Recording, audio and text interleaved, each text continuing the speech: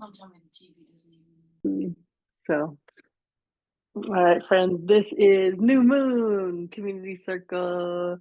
We're recording at the exact moment of the new moon, which I believe was 12:11 Pacific time, 2:11 Central, and here we are in British summertime today, and that makes it about 8:11, almost exact to the portal. 2 minutes to go before we plant all those seeds. It's been a wild summer. It's been a hot summer. You have to hear me. Thank you. Yeah, just sitting here. And here we are, just, continuing to make sense of things. We're in the height of the summer. And I wonder how you're feeling, right? Are you, feeling peak summer, peak yang energy? Are you feeling, tired? Have you been going really hard during summer, or like new things began for you, and so there's just a lot going on? I myself am feeling a lot of fullness, and so much has come in, some things also cut out, and I feel the need now for organization. Like, I need to get everything into their little baskets and make some spaces in between and feel like we're out ahead on the things that have come through the pipeline. I would almost imagine that sort of energy to be more of an autumn, kind of energy, that rush of the new things, but we're out here hitting it early. Climate change is really, climate change, climate collapse is really showing itself these days. I feel like if you think back to a couple of months ago, we talked about in the Moon Circle indications for um, extremes, extreme wet in the form of flooding. I think even a whole new moon ago, we had these indications for floods in desert places, like monsoon type um, patterns. And we have really dry heat, like incredible heat. But it was 53 Celsius in Sevilla, Spain one day. I was like, what? Ah, the systems aren't built for that. Like your electric telephone systems, like they're not built, in that kind of place. It's not the middle of the desert, Sahara or Middle East or something. So no, it's not built for that infrastructure. Um, the energy in the larger cosmos, in the sense of the collective, not larger cosmos, but the human collective, is still fractious, agitated. We've been continued influence of Mars Ketu conjunction, which was exact on the 22nd. We're in a little changeable moment here. It's June 24th. Venus is about to change signs. Mercury's in retrograde. The sun is hanging out in its placement right now in Cancer. And 1 month there, sidereal Cancer. Saturn just went retrograde. Neptune just went retrograde. And Saturn and Neptune are party together, 2.5 year party together, during that transit in sidereal Pisces. So there's like different flavors happening, you know. What's retrograde motion? It's a perception. First of all, the planets don't actually move backwards. But in that perception, what happens for our mental perception is we go back over something, we review, which makes it a really good time to go and gather up those things that you left, or you didn't finish, or you didn't know how to finish. You might get more morsels. So sometimes people are like, no, like I'm in the middle of the type of conjunction and now it's retrograde. I want to revisit that stuff again. So we kind of need to just flip that script to like, yay, we get to revisit that stuff again. I'm going to distill every last little drop. This is a very sweet new moon, a really good one for setting intentions. I don't know if you remember, to the last full moon, it wasn't a moon for endings. And the promise was, hey, wait until we get to this juncture. So if you've been feeling tired in the 3 days leading up, the 21st to the 24th, that's in tune. That's called the balsamic moon phase. And it's when it's going to deep, deep, deep, deep, deep, deep, dark and restful place. And you might also get tired, especially if you're born around a new moon. You'll be kind of charged with that, like introverted, introspective kind of energy. And then poof, we get the exact moment. So, what do we want to derive? Some of the themes of what's going to be alive for us. And we want to derive, looking at your own chart, which house is this landing in? What are some of the themes of that house? For me, this is third house, new moon, moon, sun, and retrograde Mercury are all hanging out in this place right now in sidereal Cancer, ruled by the moon. So right away we get all the like moody emotions, vibes, but mind, also thought, perception, and Mercury retrograde has us going back over something and also lighting up the house that's before. So wherever Gemini is in your chart, activating there to go pick up little morsels. This moon in particular is being activated by Pisces. Oh, sorry. Pluto in Capricorn. That's one of the things. And that's going to be on a personal level, could be about transformation, but it's really going to connect to themes of the collective. So America continues to go through its reckoning day. So all these planets are having their planetary return, Mars return and Pluto return. Is the moment where the chart was activated in the beginning. So it's a lot of transformation. There's a lot going on. There's another sort of planet.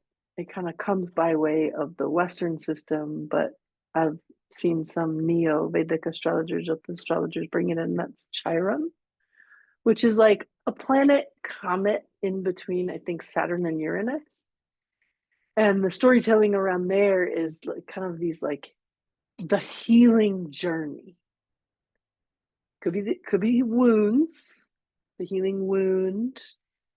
Could be traumas, could be intergenerational. But that's about to come alight also in the US chart. I believe Chiron's going to go retrograde from now until like the end of the year. So it's like every theme of social unrest and disconnect amongst the masses and fundamentalist ideologies. And look, America's not the only place where this is going on. I've been spending time in Britain here, and it's like, oh wow, it's the same stuff, just in a different packaging. So we're weathering, right? What are we doing? That should be the big question. Like, what are you doing that's in line with the larger mission, with your larger mission? This is going to be a good moon to plant seeds to get clarification on a little bit of purpose, focused action.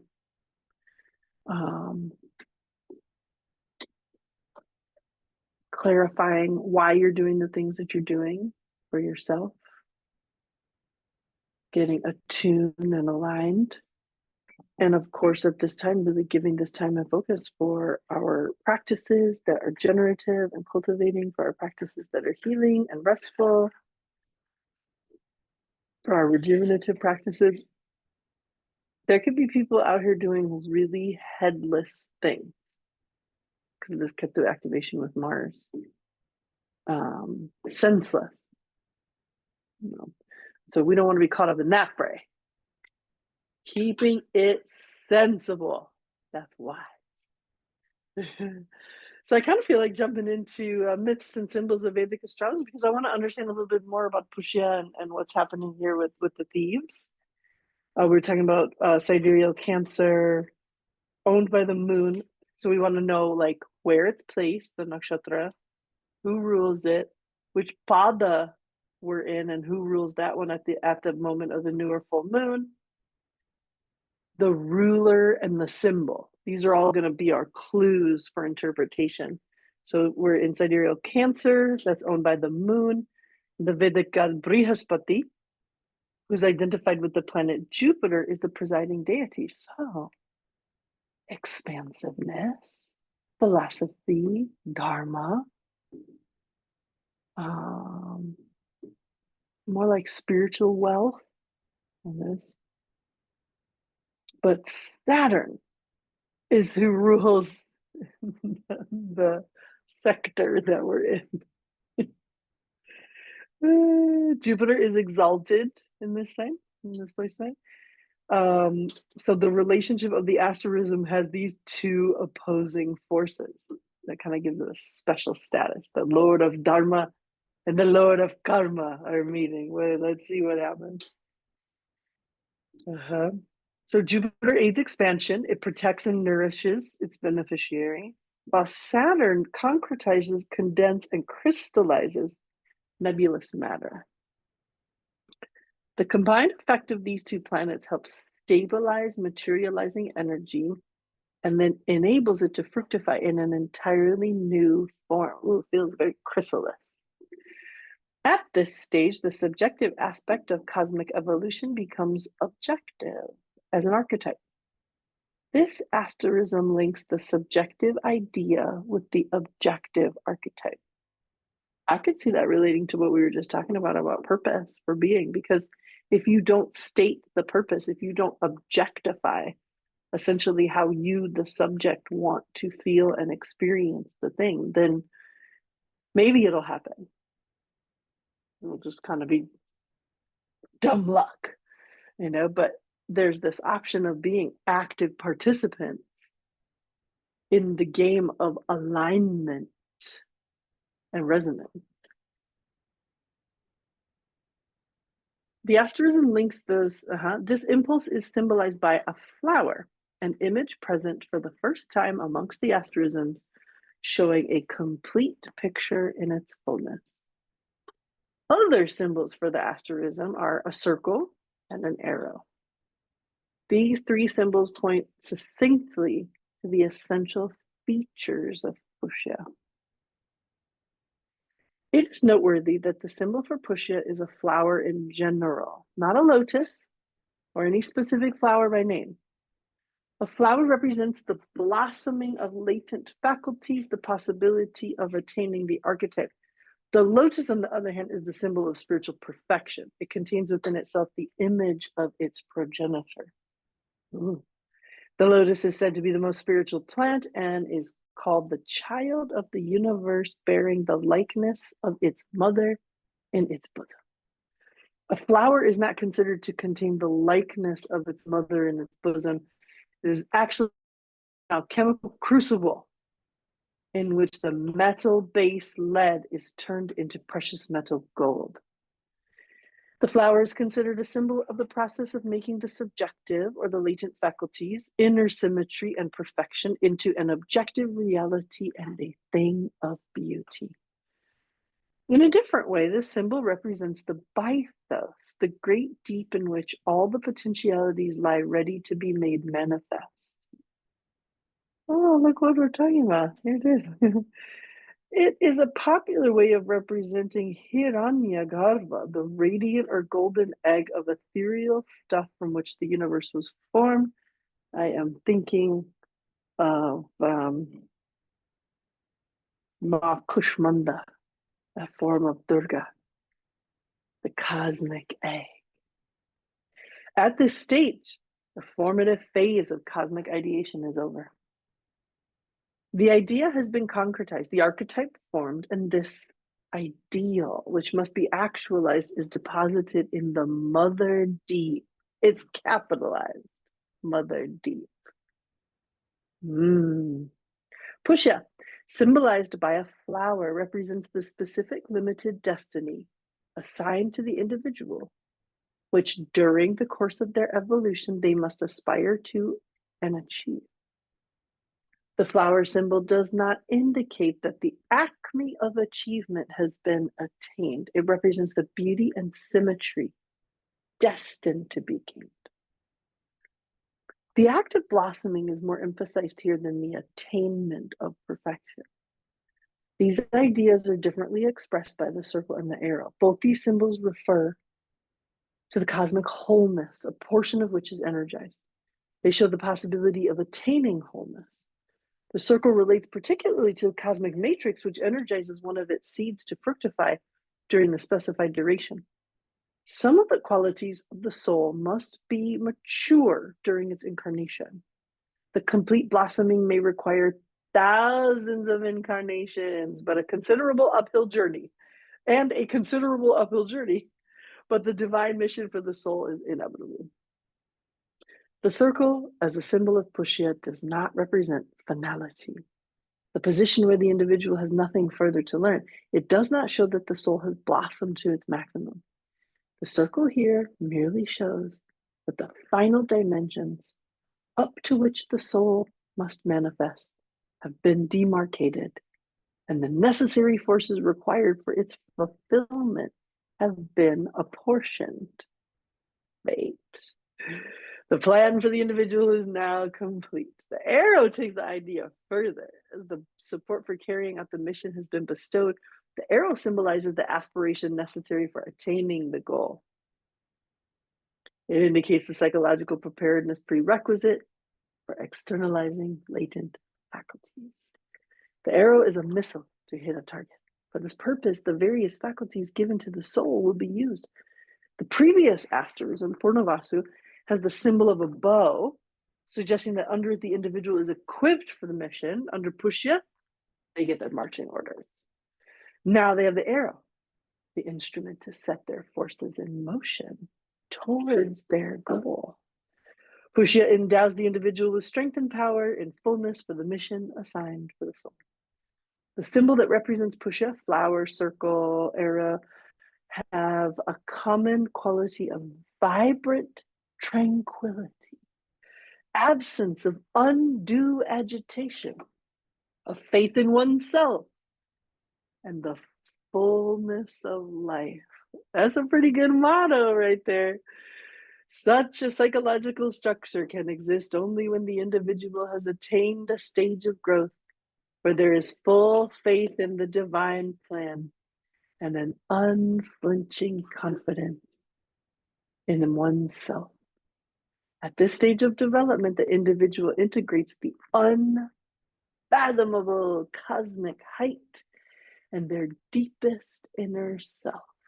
The purification of the psyche and an intuitive perception of the divine plan are the unique characteristics of Pushya. So what's been, pausing, you don't have to answer it. I'm just saying, truly, what kind of clarity have you been getting lately? What's been coming through your intuitive ping about purpose, mission, fulfillment, alignment? Even the card that I pulled for the for this new moon circle here was the Priestess of Swords.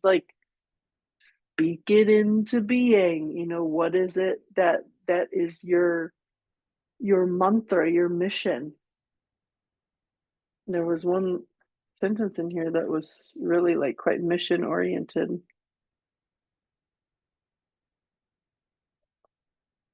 I have to find it again.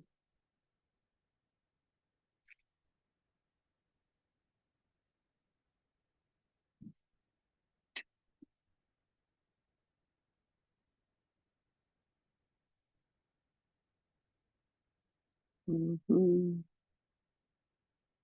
Here it is. The quality of vibrant tranquility, absence of undue agitation, a faith in oneself, and the fullness of life.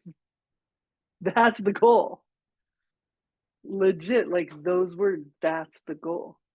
This engagement, this level of engagement, the cultivation of a peaceful mindset and outlook, even towards the aggravating things, faith in oneself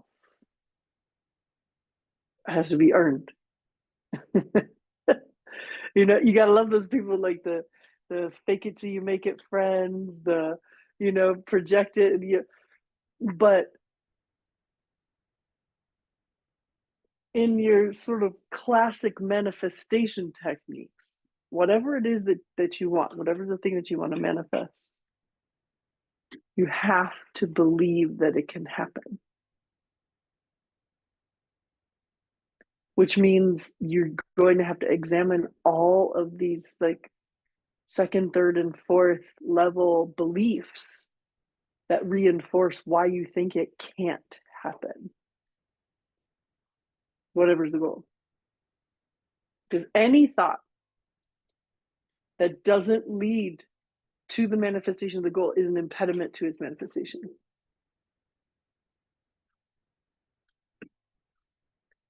Give me just 1 second. All right.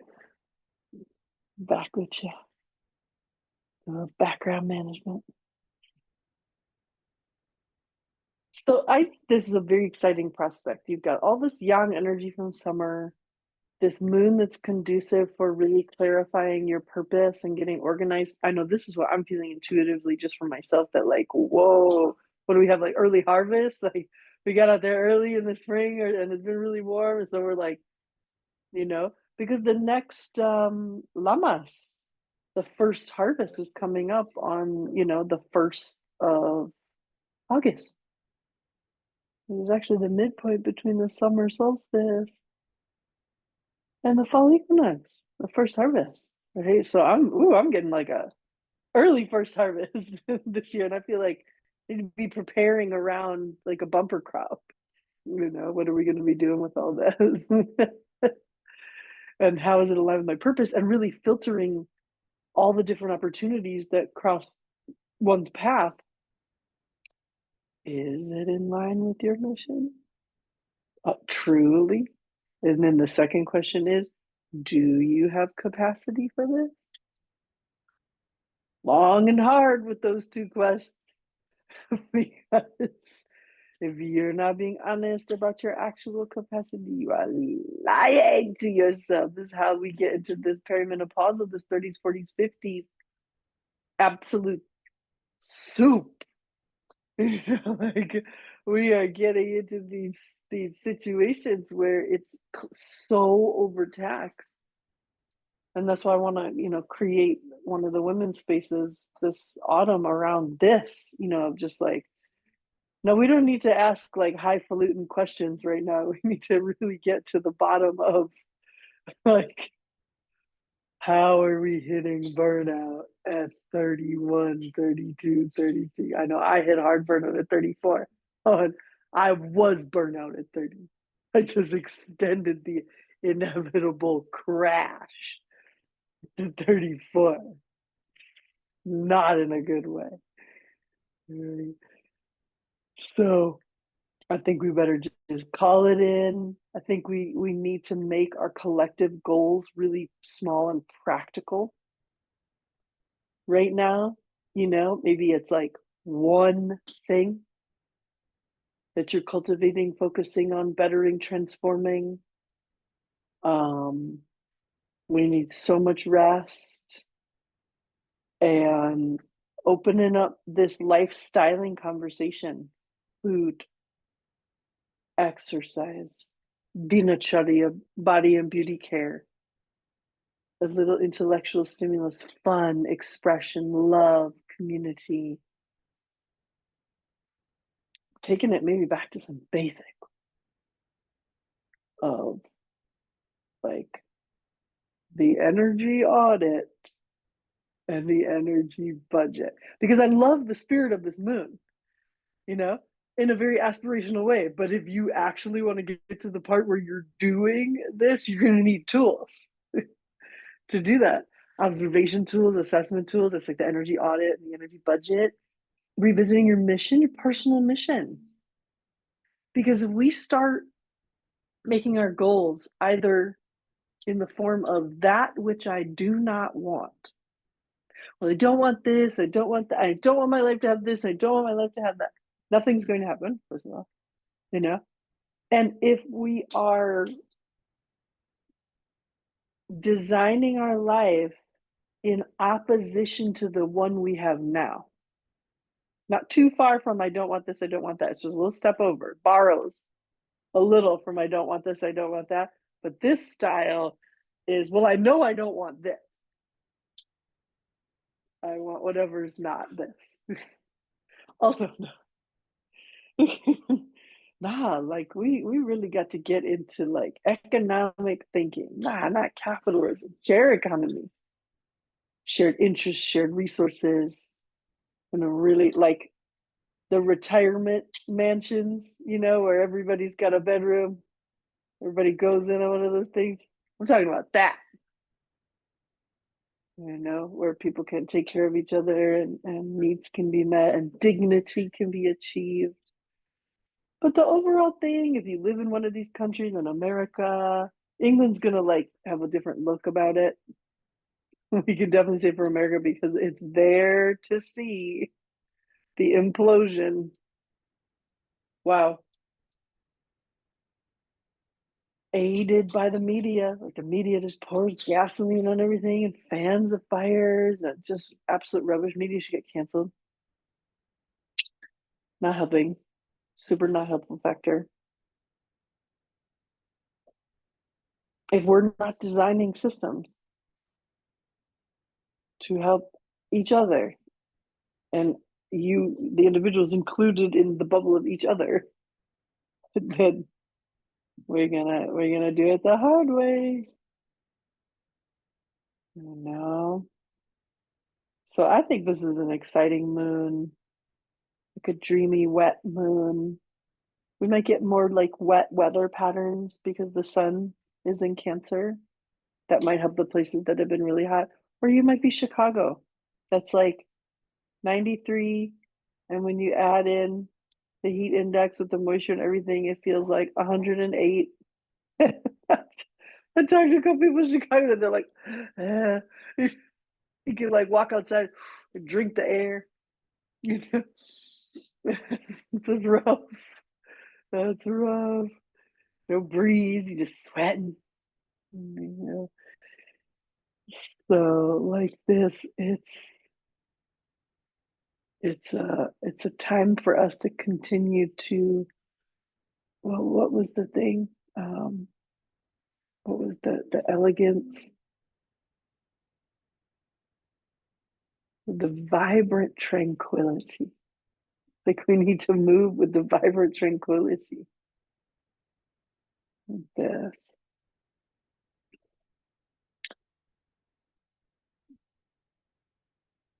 kind of everything I have to share at this moon, on this moon. I think those are all the messages. It's really up to you and how you want to engage with it, how you want to work with it.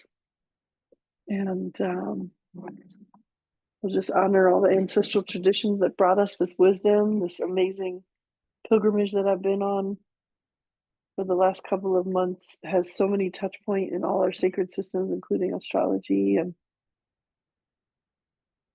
ultimately our ancestors looked up into the sky and they saw themselves.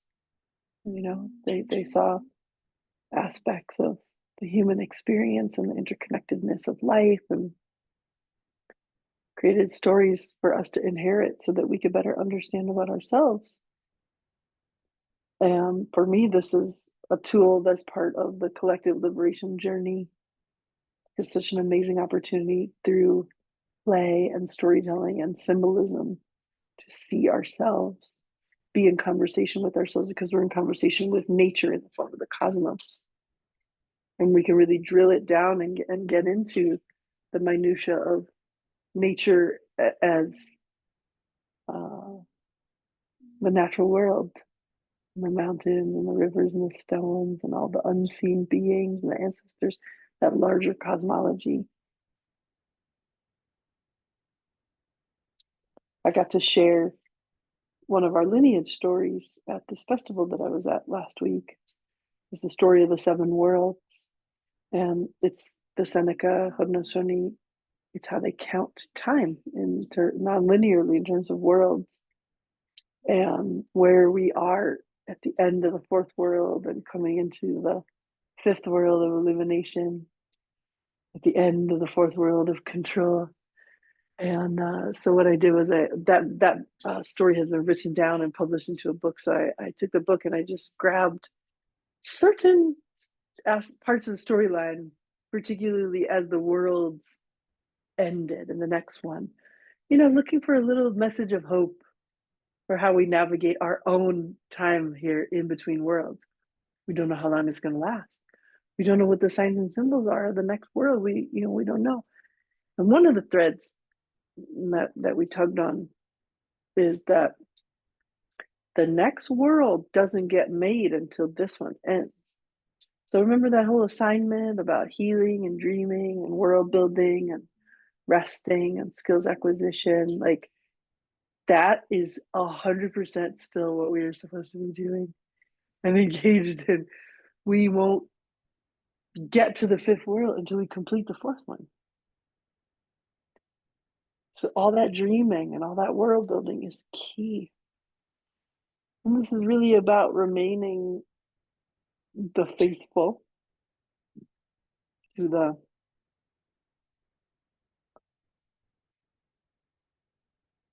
the original blueprint of our being, which is love, and an allegiance to the interconnected web. And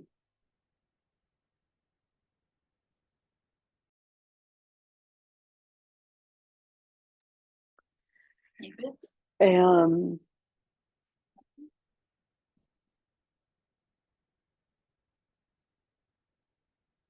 don't be interrupting me.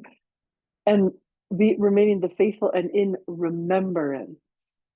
And what was so one of the many cool like little aha moments I had while sharing this story was like, oh, because I've been putting together, collaging back together the story of how we got here for the last 14 years. And it's so embellished after this pilgrimage. It's so amazing. I feel like I had to do my time in like women's studies, like feminist studies for a summer. It's great. And we think culturally, oh, so and so's story or her story or his story, but it's our story. We are holding our collective story. It's the collective story that we have to tap back into, and that's what we're remembering. And we've just had our heads so filled with this social construct story, this 5,000-year-old story that really is of a political design for a specified outcome where, not just the population of humans, the population of everything can just be max controlled and profiteered from. A wild disregard for human life and all beings' lives. And it's always been this diversion. It's the same setup every world of this like choosing the faithful and the connection and the remembrance, or choosing the ambition and domination. This is a story that has repeated through all the worlds. And once we potentially finish 7 worlds, there'll be another 7. It just goes and counts to 7. Like this was really powerful to simplify and tune into this message and revive and be able to sit and dream a little with our collective story.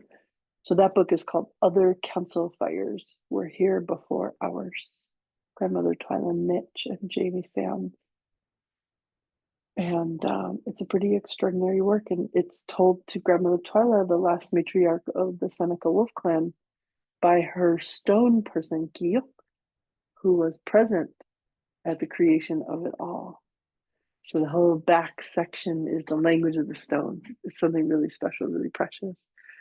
I have a creative project I wanted to do once upon a time that if I could find a little moment to do, I think that would be fun still, which was to do like a chapter by chapter read out loud the book and then have a nidra that was inspired by the themes of the chapter. I thought it would also be fun for children or families to do together. So The idea came back. Like, remember that idea? Yeah, we still want to do that idea. So we need to find a little creative time in there to be able to make fun offerings such as that. Um, so this is some of the stuff that's really filling me and fulfilling me at this new moon juncture, thinking about our collective story and the inheritance of this astrological ancestral technology and where it all began in conversation, gazing in obsidian mirrors and polished brass mirrors by indigenous peoples all over the world, and being in the reflectiveness of it all. Being able to hold the mirror up to oneself and see this holographic nature of existence and its construct. It's a rather feeble construct. This is all going on in here. And what would it be to liberate oneself from the confines of that? So like, what is your goal? For real. This is one of those moons to like sift through all the bullshit and get to the real thing. So whatever else is going on, this planet, that planet, Kala Sarva Yoga, this thing, that thing, you have choices to see them as impediments or see them as inspirations for growth. They're one and the same. Okay, so I'll leave you with this download. I'm gonna pause recording.